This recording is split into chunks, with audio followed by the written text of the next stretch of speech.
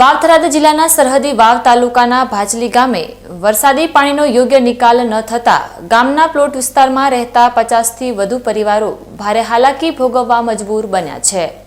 સ્થાનિકોએ તંત્ર પર માત્ર આશ્વાસન આપીને કોઈ નક્કર કામગીરી ન કરવાનો ગંભીર આક્ષેપ કરીને તાત્કાલિક ઉકેલની ઉગ્ર માંગ કરી છે। વાવ-થરાદ જિલ્લાના સરહદી વિસ્તારમાં આવેલા વાવ તાલુકાનું ભાચલી ગામ હાલ વરસાદી પાણીના ભરાવાની વિકટ સમસ્યાથી ઝઝૂમી રહ્યું છે। ગામના પ્લોટ વિસ્તારમાં આવેલી સોસાયટીઓમાં અને ઘરોની આસપાસ વરસાદી પાણીનો યોગ્ય નિકાલ ન થવાને કારણે ચારે તરફ જળબંબાકારની સ્થિતિ સર્જાઈ છે। વરસાદી પાણી ભરાઈ રહેવાના કારણે સ્થાનિક 50થી વધુ પરિવારો ભારે મુશ્કેલીઓનો સામનો કરી રહ્યા છે। ઘરોની આસપાસ અને મુખ્ય માર્ગો પર પાણી ભરાયેલા રહેતા લોકોને પોતાના જ ઘરમાંથી બહાર નીકળવું કે અવરજવર કરવી અત્યંત મુશ્કેલ બની ગઈ છે। બાળકોને શાળાએ જવા માટે અને વડીલોને જરૂરી કામકાજ અર્થે બહાર નીકળવામાં ભારે હાલાકી ભોગવવી પડી રહી છે। માત્ર અવરજવર જ નહીં, પરંતુ લાંબા સમયથી ભરાયેલા ગંદા પાણીના કારણે વિસ્તારમાં મચ્છરોનો ભારે ઉપદ્રવ વધી ગયો છે।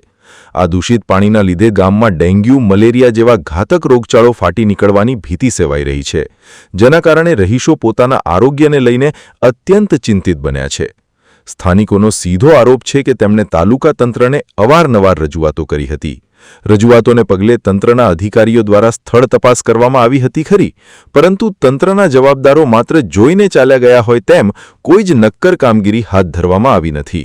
અધિકારીઓ માત્ર આશ્વાસનની ગોળીઓ આપીને ચાલ્યા જતા હોવાથી આખરે કંટાળેલા ગ્રામજનોએ તંત્રની નિષ્ક્રિયતા સામે ભારે રોષ ઠાલવ્યો છે।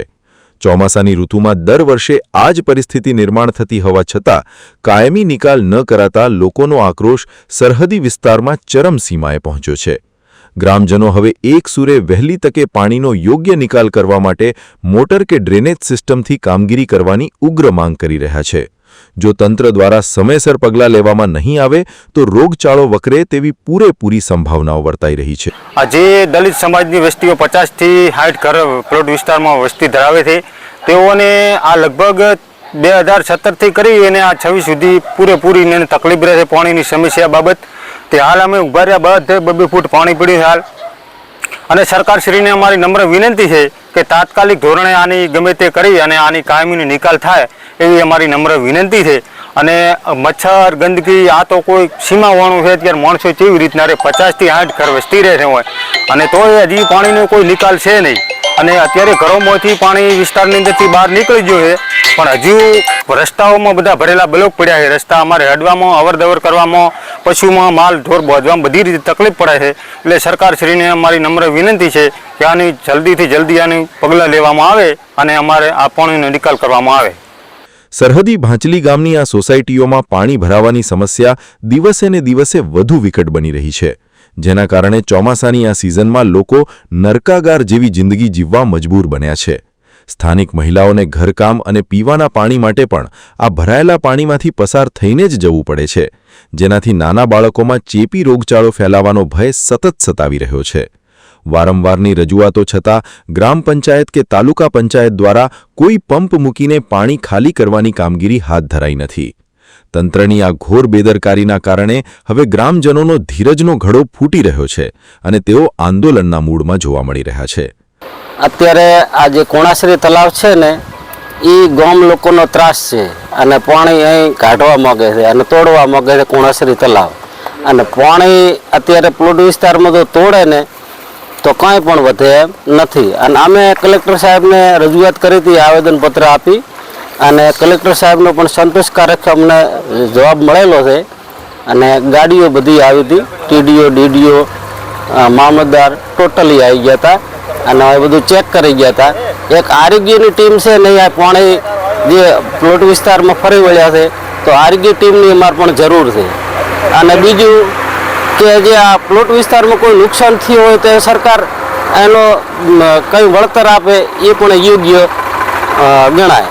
તો હેરાન થતા 10 દાડાથી પાણી હેડે હારું, પછી અમારા ઢોરો હેરાન થાય રહ્યા છે।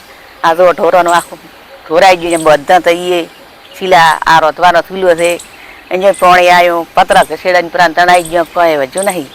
પાણી 10 દાડાથી હેડે છે। અને ઘરમાં આવ્યું તો ખાસો બધું ગુડા હમો, અને હાલે હેડેરો છે। એ મહિનો તો હારે એમ જ નથી। મચ્છર કેળે છે, પશુ હેરાન થાય છે, અમે હેરાન થા રજૂઆત કરી કઈ વાર તંત્રને? રજૂઆત તો કોઈ સાહેબ આવ્યા હતા, પણ હમણાં આવ્યા હતા કે આવ્યા નહીં ઘરે. પોણી તો ઘણો આવ્યો, અમારા ઘર સુધી આવી નથી. પોણી આગળ આવતો તો ઘણો, એટલે હમણાં આવી શકે તારે આવે ને. તમારી માંગ શું છે? અમારી માંગ તો એવી છે કે આ પોણીનો કોઈક નિકાલ કરો, અને અમારા તો કમાનારા તો કોઈ છોડ્યા છે, કોઈ નિકાલ હાથે એમાંથી થાય એમ છે નહીં. ભાંચલી ગામના રહીશોની પીડા અને આક્રોશને ધ્યાને રાખીને વાવ તાલુકા તંત્ર હવે ક્યારે ઊંઘમાંથી જાગીને આ 50થી વધુ પરિવારોને વરસાદી પાણીના ભરાવાથી મુક્તિ અપાવે છે તે જોવું રહ્યું. Hajaji Rajput, BK news channel, Tharad.